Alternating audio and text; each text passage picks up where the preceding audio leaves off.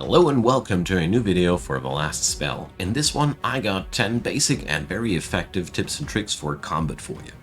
Veterans of the game might know how harsh and unforgiving combat in this game is. People die quite quickly, and if you don't know what you're doing, you end up with dead heroes quite quickly. So these strategies here are for people who are experienced with the game due to the early access. I think many of them are quite self-explanatory, but I hope by the end of this video a few ideas were something that were new to you. So, first off, let's get started with some basic things. Number one, bring a ranged sidearm for your people and use those sidearms. You know, every one of your characters has two sets of weapons, and this is where a lot of power is hidden in this game.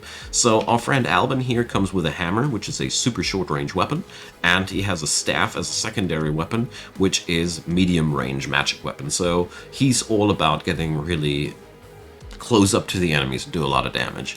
And our dude Nico here comes with a rifle, which is a super long range weapon. You know, as you see there, you can fire pretty far with that thing.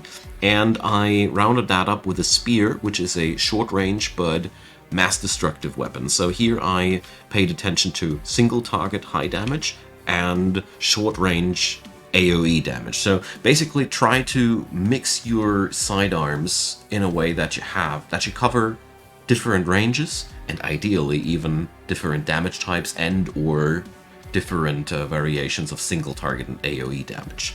So number two, bring and use consumables. Consumables in this game are outright amazing.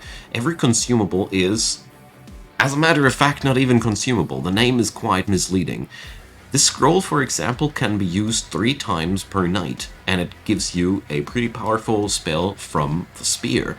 This guy here has a scroll which allows him to use a spell which comes from the druid's staff. He also comes with a potion which gives him extra movement points, and consumables, due to the fact that they don't get used up, are extremely gold efficient. So for example, on my melee dude here, some extra move points, oh, they come in so handy in a pinch when you notice that you moved in a bad corner or you just need those extra steps to smash somebody. It's just sweet, sweet stuff. And like I said, don't get misled by the name consumable. They are actually not. Number 3, don't use your mana too sparingly in this game. You know, mana is a resource that can be easily accidentally get hogged. So you probably know what I'm talking about. Oh, this guy is not worth the mana spent. This combat can be done without any mana. So you quickly can get to the thoughts that lots and lots of situations are not worth your mana. Use it. It's really that simple. Just use that stuff, get yourself mana potions if you run low, build a mana well if you need to. All these things are super easy ways and means to get yourself a much higher impact. You know, you should use your mana wisely, of course. Don't waste it like I did it with there. That was a very inefficient spell, but there are situations where you can really do a lot of business with just a pinch of mana. So don't hog it, just use it and deal with scarcity of it later, you know. So number 4, always end up safe. That, for example, is extremely important for melee characters. So let me show you. If you get up close to whack people, you end up with a very low amount of movement points. So basically, melee is challenging insofar as you always should plan an exit route. Here for this character, I use the staff to use the teleport to get in. I only use 1 movement point to cross the distance here. Then I wreak a little bit of havoc between those dudes, smack a little here, smack a little there, and then I can use all the remaining movement points to get the hell out of here. And this is extremely important to learn this playstyle when you want to utilize melee to its fullest. As you see here, I dealt a lot of damage. Albin is back at the at a safe spot, and that's where we want to have it. So this is something, the more you practice it, the more amazing results you will get. But seriously, melee means plan your way out before you go there. So, number 5 goes a little bit more to the character development department. Here in the perks, you know, stick to your plan. Look at what the role of your character should be and define the perks that are useful for you. Also pretty cool stuff, you can now right-click the perks and advance to make yourself a plan what kind of stuff you want for that character, so you only have to think once about these things, and then you can forget about it or adjust your plan later. But whatever might be the case, it is super important to plan out some sort of perk layout for your characters to make them more effective. Use always just the weapons that you want to use on these characters as a base layout, and from there on just pick the perks that are the most useful for you.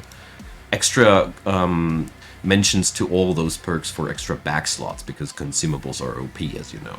So, number 6 goes very close to the perks thing. Use your traits. So, you know, every character comes with a bunch of traits. I have a character here which is a wonderful example. So Alban here comes with -7 mana here and -7 mana there. So, for example, if I had now a career as a magician for him in mind, he would be a terrible choice. So really, use those traits and, you know, ideally, check out the traits before and then check out the perks that you want to use, and usually you find a pretty decent path, because the perks are very useful to define your characters and just get the best out of them. So this guy here, for example, has experience gain, so I started leveling him his experience gain even more. He's mobile, he has no back slots, so not always do these traits come together as a build inspiration, but it's so important to know about them, because take Alban as an example. He would be the most horrible mage ever.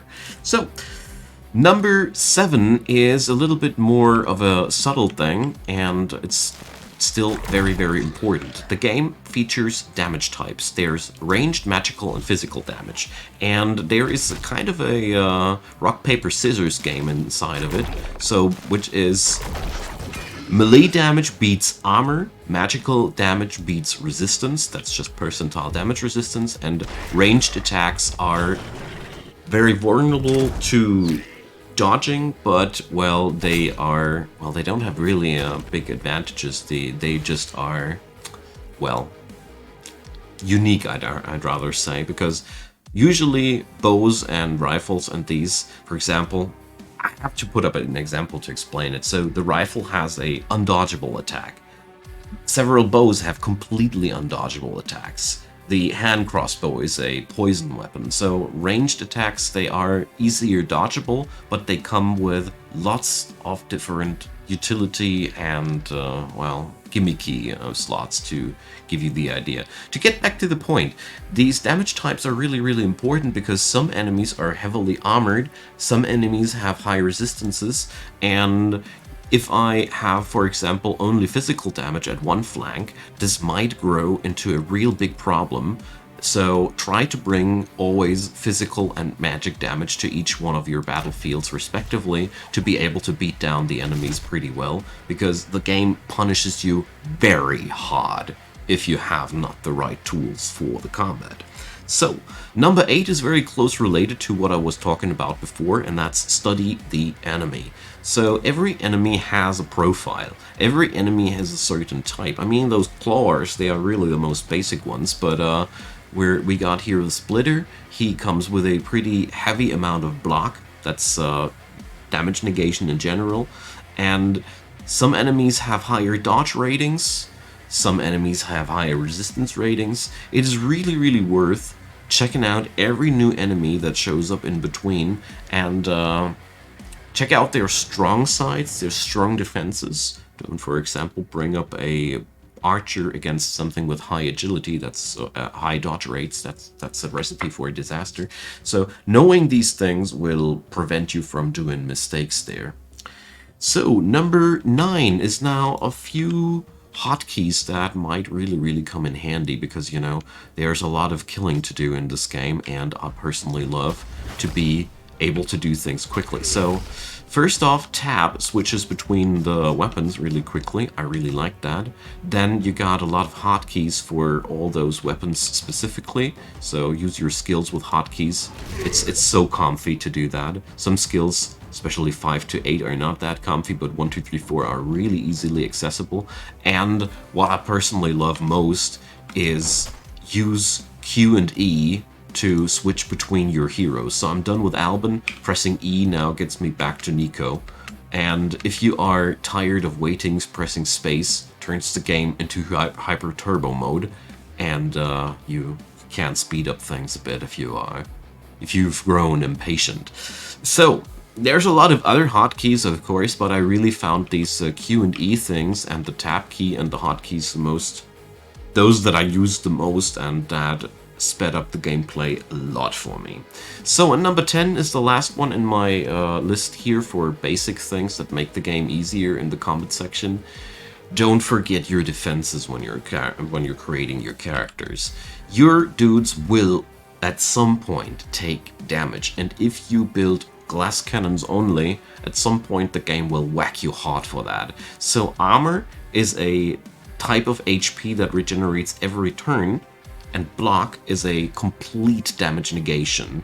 Resistance is a percentile damage reduction, and dodge is a percentile chance to completely ignore the damage. These 4 parts make a pretty diverse system, but my personal verdict was that block is an amazing stat. Whenever you get block offered, cheap block is cheap damage reduction, and that's, especially with a decent amount of armor, a really cheap and no-brainer way to build resilient characters. If you want to have frontliners, I highly suggest you to use resistance and dodge as well. These are, in my humble opinion, more like tank stats, but some block and armor goes a long way, especially combined with a high health. But the thing is, try to get the enemy never to the point that they touch your health, because when your health gets touched, your movement points get reduced and health regenerates relatively slowly. Your goal should always be to keep the majority of the hits in the armor, and that's that. So these things will help you to get yourself through the basics of the game and grind yourself up. And as a hidden and 11th tip that I don't put on the list here is, if ever the game grows too hard on you, to do 2 things. First off, study what has killed you and think about what you could do differently to avert that thing next time. And never forget, the more you play this game, the more unlocks you get, the easier it gets. But it's always a nice challenge to push yourself to get as far as possible. With these words in mind, I wish you all a happy time of monster slaying, and I hope you found that all helpful. Don't worry, an advanced tips and tricks video for the game is also in the making. And leave me your comments, leave me your personal strategies that you thought I should have totally included here, and leave a thumbs up on that video if you enjoyed. It makes it so much more visible for everybody. Consider subscribing to my channel. It is a big help if you want to support, or if you want to check out all the new videos, hit that bell thing and you get notified. Also, in the description box you will find a few links to support this channel. I'd be delighted if you give them a go. A big thanks to all the people who already did. You make a lot of these things possible after all, and I deeply appreciate. With that being said, thanks for still hanging around after the ad roll, and see you guys next time.